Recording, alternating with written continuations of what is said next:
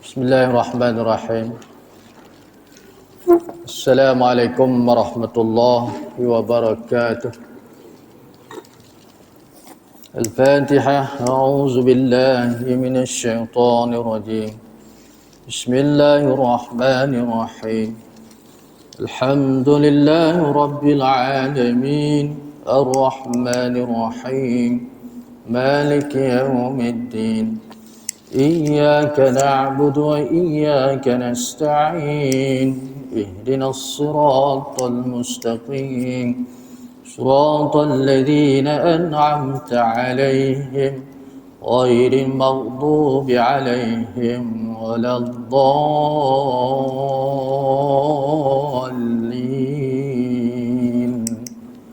آمين. رب اشرح لي صدري ويسر لي أمري واحلل عقدة من لساني يفقهوا قولي سبحانك لا علم لنا إلا ما علمتنا إنك أنت العليم الحكيم ولا حول ولا قوة إلا بالله العلي العظيم اللهم صل على سيدنا محمد النبي أمي وعلى آله وصحبه أجمعين أما بعد. Yang berusaha pengurusi masjid, Tuan Imam, Tuan Bilal, ahli jawatan kuasa, seterusnya muslimin muslimat yang dirahmati Allah Subhanahu wa taala sekalian. Alhamdulillah, panjat syukur kepada Allah Subhanahu wa taala kerana masih lagi diberi kita kesempatan, diberi kita kekuatan, kesihatan dan juga umur yang panjang setakat hari ini. Mudah-mudahan dengan taatnya kita melaksanakan segala titah perintah Allah dan juga segala suruhan baginda Rasulullah sallallahu alaihi wasallam, meninggalkan larangan Allah dan juga larangan baginda Rasulullah sallallahu alaihi wasallam. Mudah-mudahan akan ditambahkan lagi nikmat kuat, nikmat sihat dan juga nikmat panjang umur insya-Allah.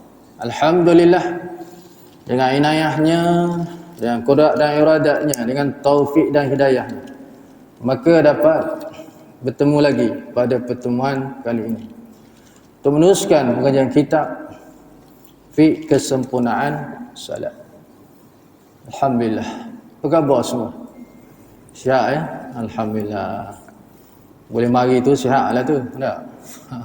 Hak tak boleh mari tu duduk rumah, kuarantinnya, dengan demamnya, batuknya, semuanya. Satu keluarga kadang-kadang tak. Habis cecah apa? Kat 2,000 faham saja. Baik, jadi sentiasalah berdoa, mudah-mudahan Allah Ta'ala merahmati, memberi keberkatan dan beri kesihatan kepada kita lah. Dan apabila diberi kesihatan, maka ingatlah Allah banyak-banyak. Kunjungilah rumah Allah. Ya, seterusnya duduk dalam majlis ilmu. Selain daripada salat berjemaah, duduk dalam majlis ilmu. Tak lama, sekejap aja. Habis tinggi 45 minit tak sampai sejam pun. Tak. Inilah dia, tuan-tuan. Baik, pada malam ini kita masuk bab baru, iaitu bab yang ketujuh dalam kitab ini, iaitu bab sujud. Bab sujud, ya. Sujud merupakan suatu perbuatan sebagai membuktikan keredaan dari seseorang hamba dan menyatakan ketinggian Allah Subhanahu wa taala. Dan yang demikian itu adalah penghambaan yang sempurna dan untuk menyatakan kehinaan kita terhadap kemuliaan Allah. Ini yang didefinisikan sebagai sujud itu. Jadi dikata sujud merupakan suatu perbuatan kita buat, dan buat itu pula sebagai membuktikan keredaan diri kita sebagai seorang hamba, redha dengan titah perintah Allah Subhanahu wa ta'ala terutamanya. Maka apabila disuruh dititahkan, maka buatlah sebaik-baik. Sebaik-baik perbuatan itu adanya keredaan. Bila ada keredaan, insya-Allah lah ada keikhlasan. Kalau tak ada redha, mungkin tak ada ikhlas. Sebab makam tertinggi suatu amalan di sisi Allah Ta'ala, dan itu lain tak lain ikhlas. Jadi perlu ada ikhlas itu.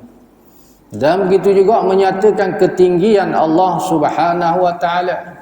Kita ni hamba sebagai yang dicipta terhadap pencipta, sang pencipta, iaitu Allah Subhanahu wa Ta'ala. Dengan berbagai-bagai nikmat yang Allah beri kepada kita. Dari ujung rambut sampai ujung kaki, dengan pendengarannya, dengan penglihatannya, dengan makan minumnya, berbagai-bagai. Jadi Allah arwah kita suruh kita sujud, maka aku lakukan. Itulah tanda penghambaan dan meletakkan Allah Subhanahu wa Ta'ala di tempat yang tinggi. Yang demikian itu adalah penghambaan yang sempurna, dan menyatakan kehinaan kita terhadap Allah, ataupun kemuliaan Allah SWT. Kerana apa? Kerana meletakkan kepala ini, dahi ini, tempat yang tinggi seorang manusia itu. Apabila berdiri seorang itu, maka kepala ini, dahi ini duduk tempat tinggi. Maka tanda penghinaan kita terhadap Allah SWT, kita letakkan dahi kita, kepala kita ini di tanah, tempat sujud kita. Ini dikata kehinaan dia, kehinaan diri seorang itu di hadapan Allah Subhanahu wa Ta'ala. Maka hendaklah kita lakukan dengan sebaik tadi. Jangan ada sekali-kali ego ataupun engkar, tak nak buat. Sebagaimana iblis laknatullah, apabila diarah oleh Allah SWT sujud kepada Adam, aba wastakbara, enggang ia dan juga takabur, wa kana minal kafirin, sungguhnya mereka ini ataupun iblis ini dalam kumpulan yang dikatakan duduk dalam keadaan kufur ataupun kafir. Okey, kita tengok bahagian sujud. Sujud di sini dinyatakan ada 4. Pertama, sujud biasa. Sujud biasa yang dilakukan ketika solat. Yang dikatakan sujud biasa itu biasalah, biasa kat mana? Biasa kita lakukan ketika melakukan ibadah solat. Itu disebut sujud biasa. Yang keduanya sujud sahwi. Sujud sahwi bagaimana pula? Sujud sahwi dilakukan dalam solat sahaja, iaitu sujud kerana terlupa, ataupun juga sujud dikenali sebagai sujud denda lah, denda atas kelupaan kita ketika meninggalkan sesuatu dalam perkara sunat ab'ad dalam solat itu, maka kita kena sujud sahwi. Dan ada juga hal lain, terutamanya disebut terlupa apa? Bilangan rakaat dalam solat. Lupa ni mana ada kewaswasan, waswah 2 ke 3, 3 ke 4. Ingat tu. Sekarang kena sujud sahwi dalam solat itu. Nanti akan diperjelaskan lebih detail lagi, ya. Dan yang ketiganya sujud tilawah ataupun sujud sajadah. Dilakukan di dalam solat dan juga di luar solat. Jadi sujud tilawah atau sajadah ni dia boleh berlaku 2 keadaan. Pertama dalam solat, dan yang keduanya boleh berlaku ketika di luar solat. Ya. Sebab apa? Sebab seseorang itu membaca Al-Quran, ya, yang adanya pada ayat itu sujud. Ya, ayat itu menyuruh kita sujud, maka kita sujudlah. Kalau kita baca ayat itu ketika solat, maka berlakulah sujud sajadah dipanggil. Ya, sujud sajadah dalam solat. Tapi kalau kita baca Al-Quran, ada juga ayat yang menyatakan menyuruh sujud, ya, maka kita lakukan itu di luar solat lah. Ketika kita baca Quran, ya, di luar solat itu tiba-tiba ada ayat menyatakan tentang sujud ini, maka kita sujud, maka dikenali sujud ini di luar waktu solat. Ya. Dan yang keempatnya iaitu syukur, sujud syukur. Sujud syukur ini dilakukan di luar solat sahaja. Maka 4 perkara atau 4 sujud ini akan dibincangkanlah dalam bab ataupun tajuk yang ke-8 ini, insya-Allah, ya. Baik. Jenis-jenis sujud. Terdapat beberapa jenis sujud yang perlu dilakukan oleh umat Islam sebagai tanda isyarat tertentu. Antaranya ialah pertama, sujud sahwi. Kita masuk lebih detail lagi tentang sujud sahwi. Yang pertama akan dibincangkan ini, ya. Adapun sujud, sebab-sebab sujud sahwi itu ialah pertama, kerana tertinggal tasyahud. Ya, atau katakan membaca tahiyat lah, kan. Tasyahud ataupun tahiyat yang pertama pada rakaat kedua. Jadi sembahyang yang ada ataupun lebih daripada 2 rakaat, maksudnya 3, 4 tu, maka adalah yang dikatakan membaca tasyahud. Duduk tasyahud awal atau membaca tasyahud awal itu pada rakaat kedua. Dia sebut. Jika solat itu lebih daripada 2 rakaat, ada pun yang 2 rakaat tak ada.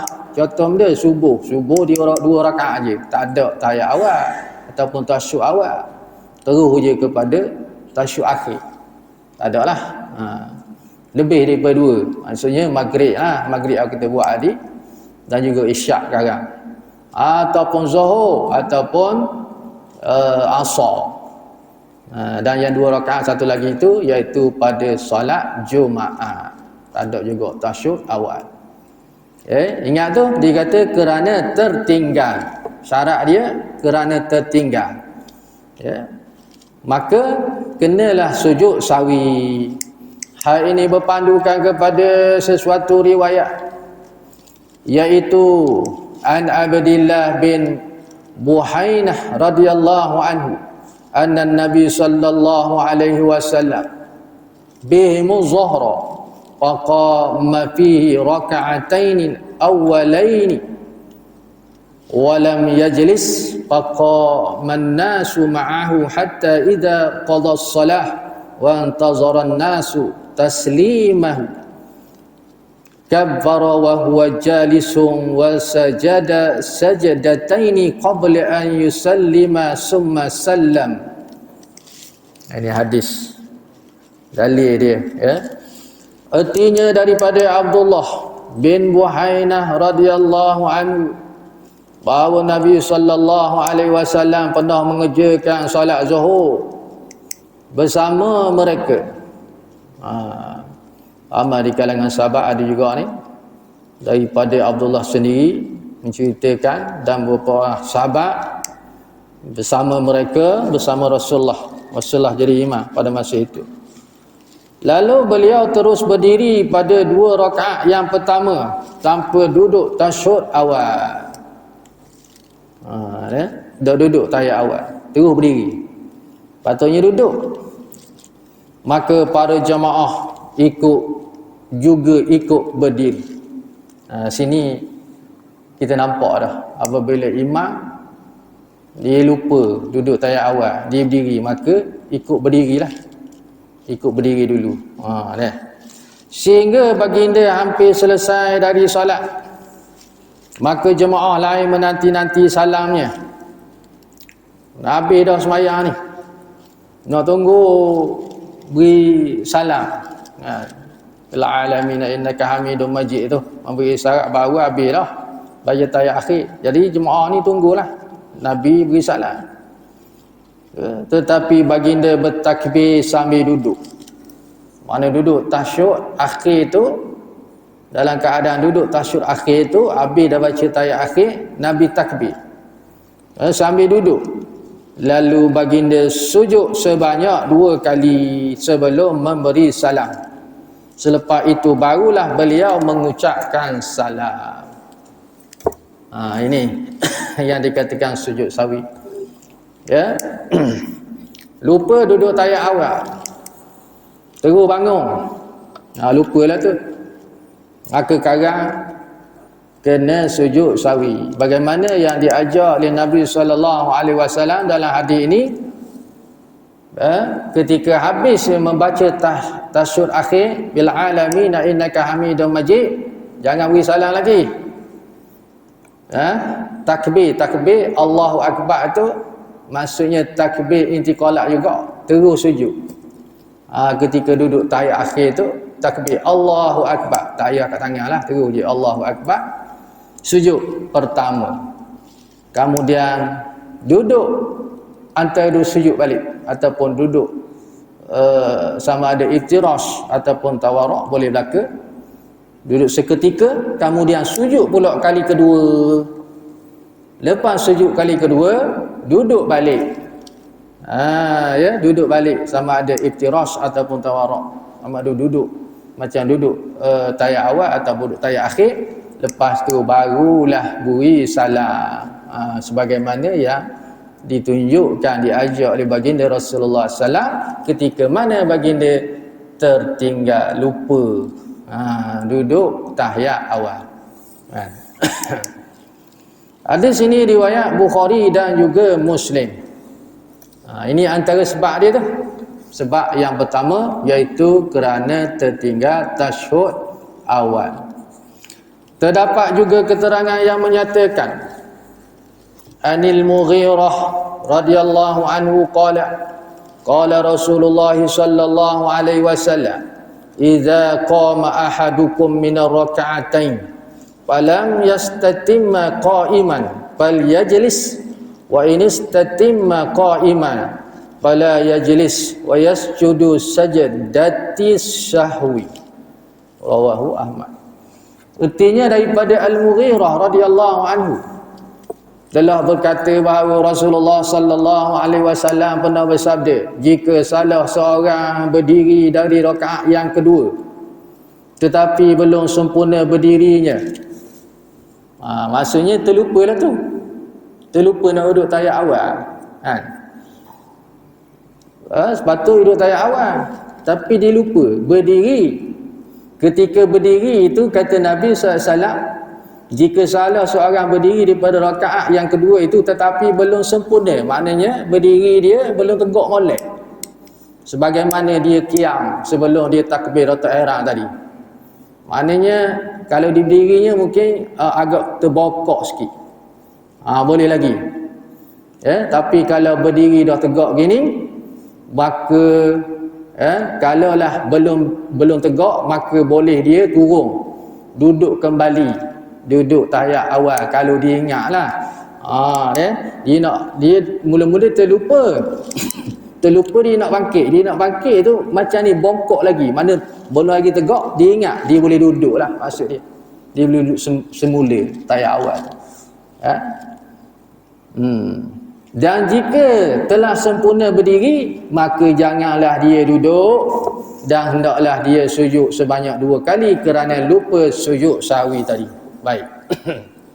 Jadi ingat dalam bab sunat, dia sunat ab'ad ni, duduk tasyahud awal dia adalah sunat ab'ad. Maka Nabi dalam hadis ini mengajar kita Apabila kita lupa duduk tayat awal tadi, tiba-tiba teringat tapi syarat belum tegak molek kali, belum tegak sungguh sebagaimana qiyam tadi, maka dia boleh duduk, kata Nabi. Tapi kalau dah berdiri dah tegak molek ni, dia ingat dah duduk tayat awal ni, Nabi kata teruskan, tak payah duduk. Dan setengah ulama kata kalau kita berdiri tegak ni, kita duduk juga, maka batas sembahyang. Awak tak? Tapi kalau masih bongkok lagi, belum tegak tu, boleh duduk, tak ada masalah. Boleh faham tu, ya? Begitu juga dalam ketika mana kalau kita nak tegur imam. Imam kan kita duduk belakang, imam terlupa macam ni ya tadi ni. Lupa.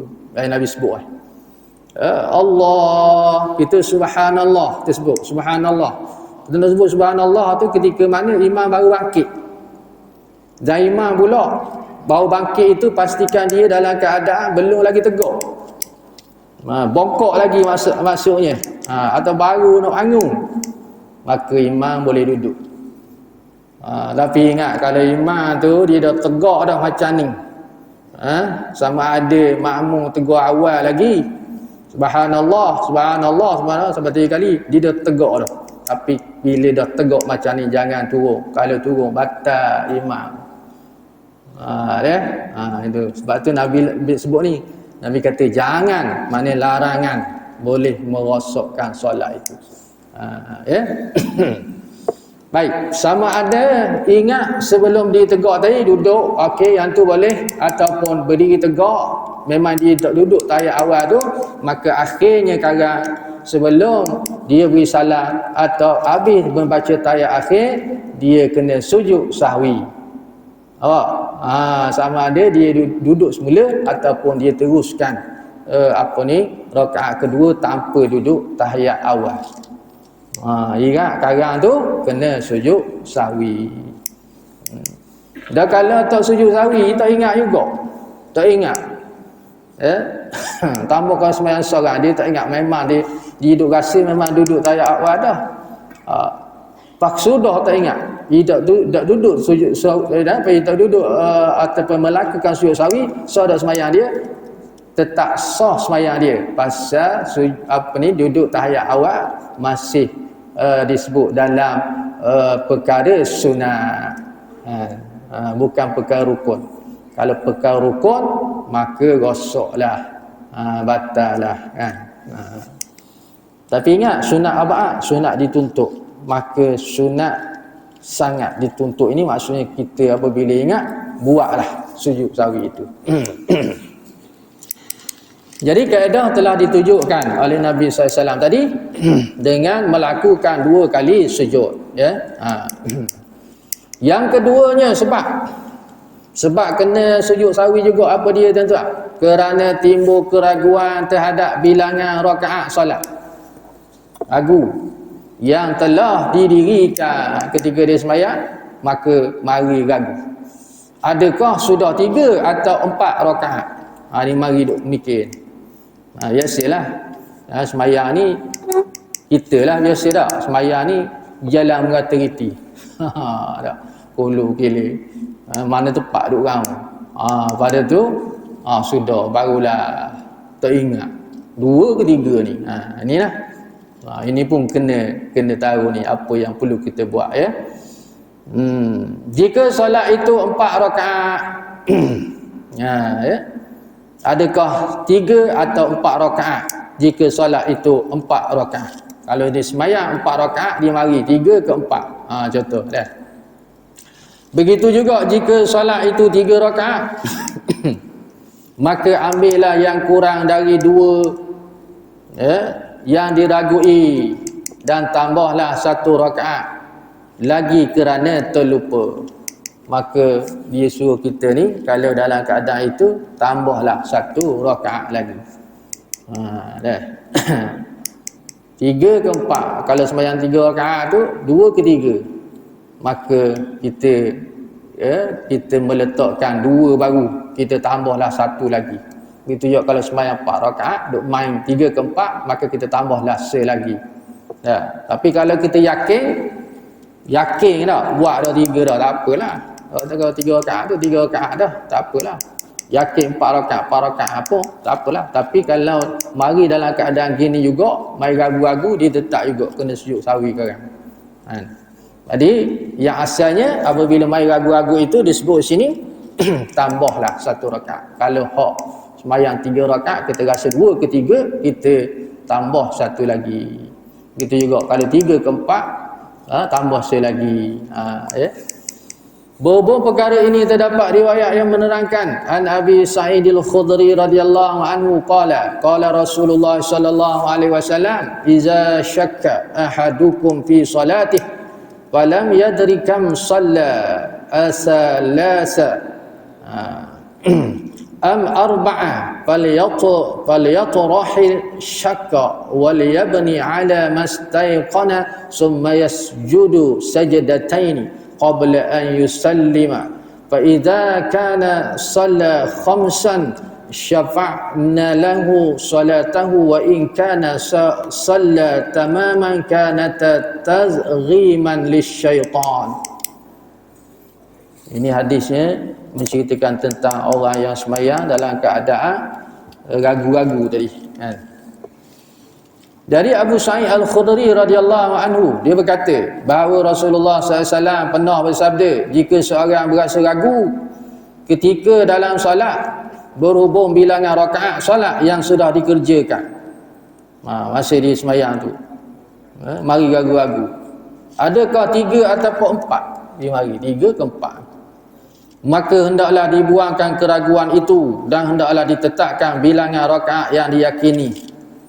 Ini isu yakin dulu, yakin 3 ke 4 sembahyang maghrib, 3 ke 4 kita yakin, kita kata 3, maka selesai lah, tak payah tambah lagi. Tapi kalau kita kata kita yakin 2, maka tambah sekali lagi jadi 3. Ini dalam bab keyakinan. Kemudian hendaklah dia sujud 2 kali sebelum salam, yang ini sujud sahwi. Solat yang dikerjakan sampai 5 rakaat, maka solatnya dikira genap, dan jika solat yang sudah dikerjakan menepati rakaat sebenarnya, maka dia sujud itu adalah sebagai menghinakan syaitan.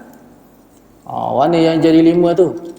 Yang jadi 5 ya, tadilah dia main ragu-ragu 3 ke 4, 3 ke 4, dia yakin 4, dia yakin dia 3, sedangkan dia buat 4 dah, dia tambah sekali lagi jadi 5, tapi dikira mencukupi akan 4. Di atas keyakinan dia.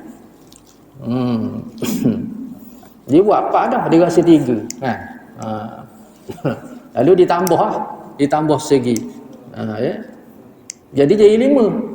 Dia di 5 disebut di sini, maka menggenapkan, mana atas keyakinan dia. Ya. Adapun kalau tepat pada yakinan dia 4 itu, maka sempurnalah rakaatnya itu. Tapi masih lagi berlega dalam apa dia? Kewaswasan, waswah tadi. 3 ke 4, 3 ke 4. Hidup main gitu. Maka akhirnya disebut di sini, maka hendaklah dia sujud sawi. Dan sujud sawi itu adalah untuk apa? Sebagai penghinaan terhadap syaitan. Tak? Jadi syaitan pada mulanya tu kira dah dijaya lah. Dia goda kita tu, tengok sembahyang tu, dia heret kita, supaya kita mengingati berbagai-bagai. Bagaimana hadis yang disebut tu, syaitan ni dia tidak putus asa, mai ganggu kita ni dalam sembahyang. Dia kata ingatlah itu, ingatlah ini. Kita pun ingatlah, ingat itu, ingat ini, maksudnya apa? Ingat macam-macam. Mungkin kerja kita tak siap lagi, mungkin ingat hak di rumah tadi, belum mari masjid tadi, dia ingat apa jugalah yang berlaku di rumah. Mungkin ingat pesanan isteri kata lepas sembahyang sekarang membeli mi goreng dengan kicap. Duk main mi goreng kicap, lalah berapa rakaat dah, sudah dah. Ya. Kalau sembahyang seorang, kalau sembahyang jemaah insya-Allah iman ada, tak ada masalah, kecuali kalau imam tak ingat juga. Jadi pula yang ambil peranan makmum pula kena beri peringatan. Peringatan bagaimana? Subhanallah, Ingat ketika subhanallah tu, bila imam dengar, maka dia cepat-cepat memperingati benda kesilapan dia. Tapi kalau ingat dah tadi kaedah dia, kalau dah beri tegak, dah sampai tegak dah baru ingat, baru nak turun tak payah. Kalau ketika bahagian tasyahud tadi. Adapun kalau mari ingat tu, berapa rakaat tu, hak ni memang kenalah. Sama ada tepat ataupun tidak, maka kena sujud sawi. Baik.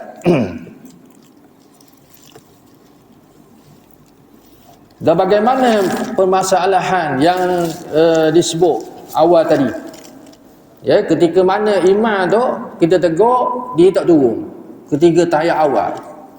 Adakah kita nak duduk tahiyat awal? Nak duduk tahiyat awal ke? Tak, kena ikut imam. Sebab kita semayang berimam. Dan pada masa itu imam tertinggal perkara sunat. Maka kena ikut imam. Jangan duduk congok tunggu, duduk baca tahiyat awal juga. Cek. Ingat tu. Bangun ikut imam, dah ada masalah. Dah sekarang sujud sawi. Bagaimana? Nak ikut kata nak ikut? Wajib ikut. Wajib ikut sujud sawi imam tu. Kalau tak sujud maka batal makmum.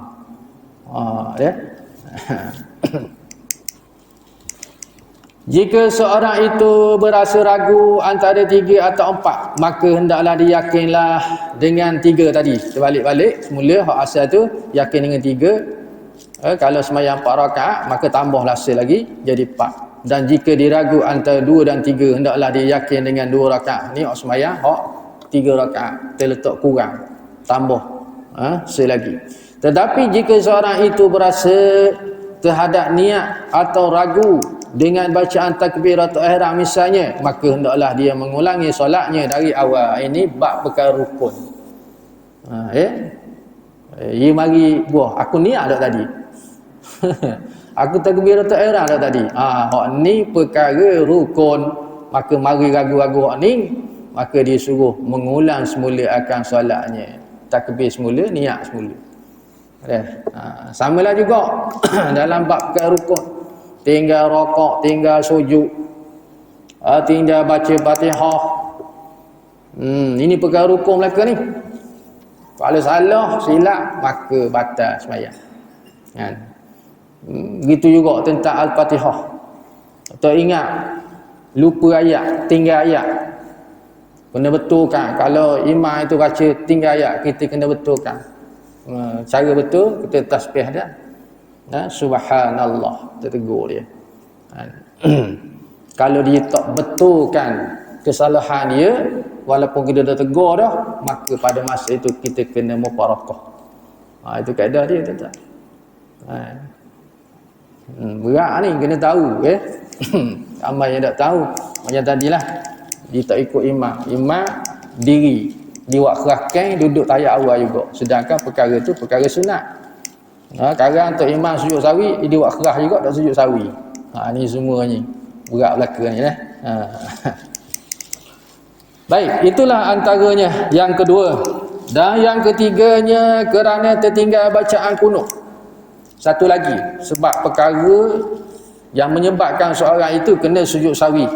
Apa dia? Tertinggal bacaan doa, bacaan kunut, doa kunut dalam solat subuh, atau solat sunat witir pertengahan bulan Ramadan. Dia sunat. Sujud sawi apa ni, baca doa kunut ni. Sunat ni sunat abad, masih sunat abad. Bagi orang yang menganggap bahawa kunut itu sunat abad, adapun sujud sawi itu hukumnya sunat muakkad yang sangat dituntut. Sama ada salat secara berjemaah atau salat secara individu. Kerana sujud sawi itu adalah sebagai pengganti perbuatan sunat yang tertinggal itu. Maka dalam bab doa kunut pun begitu juga, tuan-tuan. Subuh lah kita ambil contoh. Lupa membaca doa kunut, terus je sujud. Sampai Allah liman hamidah, Allahu akbar, imam. Kita pun turun sekali. Begitu juga Dalam hal ini juga kalau kita nak tegur sama juga, kalau nak turun bawa nak turun tu subhanallah, dan imam itu belum lagi turun bawah sujud dah sampai dai dah. Dai tu sampai tempat sujud dah. Dia boleh bangun balik baca doa kunut. Tapi kalau dah sujud dah tak payah lagi dah terus dengan sujud itu. Apa tak? Dan sekarang ingat kena sujud sawi. Dalam hal ini begitu juga, apabila kita dah tegur imam turun dia tak naik-naik, patutnya baca doa kunut, kita pada masa itu kena ikut imam sujud. Sebab tinggal perkara sunat sahaja. Ya. Dan sekarang apabila imam sujud sawi, maka kita pun sujud sawi juga bersama dengan imam. Jadi berapa? 3 perkara. 3 perkara dulu. Dan yang keempatnya, ada lagi satu yang keempatnya, iaitu kerana tertinggal selawat ke atas Nabi sallallahu alaihi wasallam selepas tasyahud yang pertama dan selepas kunut, dan selawat ke atas keluarga Muhammad selepas tasyahud yang terakhir dan selepas kunut. Adapun zikir yang dibaca dalam sujud sawi, lapasnya subhanaman la yanam wa la yasur, maka maha suci Allah, bermaksud maha suci Allah, Tuhan yang tidak pernah tidur dan tidak pernah lupa. Okey, yang keempat. Yang keempat dikata kalau tertinggal selawat. Pertama selawat ketika tasyahud awal. Mana selawat tasyahud awal? Allahumma salli ala Muhammad. Allahumma salli ala Muhammad. Kita pun bangun, kita lupa tak baca selawat tu, maka kena sujud sawi juga. Begitu juga selawat ke atas keluarga Muhammad selepas tasyahud akhir. Allahumma salli ala Muhammad, kata situ, wa ala ali Muhammad kama sallaita ala Ibrahim wa ala ali Ibrahim, tu sehingga akhir tu dikira selawat kepada keluarga Nabi Muhammad. Kita lupa juga baca, yang ni pun kena sujud sawi.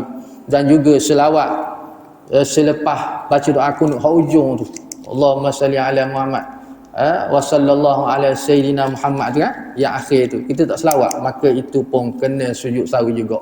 Jadi 3 selawat, dalam bab selawat ada 3 tempat, maka ini pun kena sujud sawi. Awak dan bacaan ketika sujud sawi dia sebut, ya, 2 kali sujud tu. Sujud pertama baca apa? Subhanaman la yanam wa la yasur 3 kali. Lepas tu duduk balik, sujud pula kali kedua, baca yang sama juga, subhanaman la yanam wa la yasur 3 kali juga. Lepas tu duduk semula, barulah assalamualaikum warahmatullah. Assalamualaikum warahmatullah. Ya. Boleh faham tu? Ke pening? Kalau beri perhatian, rasa-rasa mudah je tak? Ni dalam bab sunat ab'ad lah.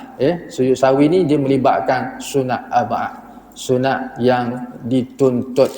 Tapi kalau lupa juga sangat-sangat, kira sah lagi semayang, pasal dia dalam sunat, masih lagi dalam golongan sunat. Tapi ingat, kalau perkara rukun, maka batal lah. Kalau seorang itu terlupa atau sengaja dan berbagai lagi, maka dia kira batal kalau bab rukun. Ada pun bab sunat, walaupun bab ab'ad ni masih lagi sah. Tapi disunat sangat apabila kita ingat, sujudlah sawi 2 kali sebelum memberi salam. Itu dia, ya. Ini sujud yang pertama yang kita sempat bincang malam ini, iaitu sujud sawi. Allah Alam, sekadar itu saja. InsyaAllah pertemuan yang akan datang kita tengok pula sujud yang seterusnya, iaitu sujud tilawah, dan seterusnya lah, ada 3 lagi bab sujud. Ya, yang baik itu datang daripada Allah, yang lemah pun masa sendiri, nama hakikat daripada Allah Ta'ala segalanya. Kesudahan yang tasbih kafarah dan juga surah Al-As. Subhanallahumma bihamdi, subhanakallahumma bihamdika, asyhadu an la ilaha illa anta, astaghfiruka wa atubu ilaih. Bismillahirrahmanirrahim. Wal 'asri innal insana lafi khusr ila alladhina amanu wa 'amilus solihat wa tawassaw bil haqqi wa tawassaw bis sabr. Assalamualaikum warahmatullahi wabarakatuh.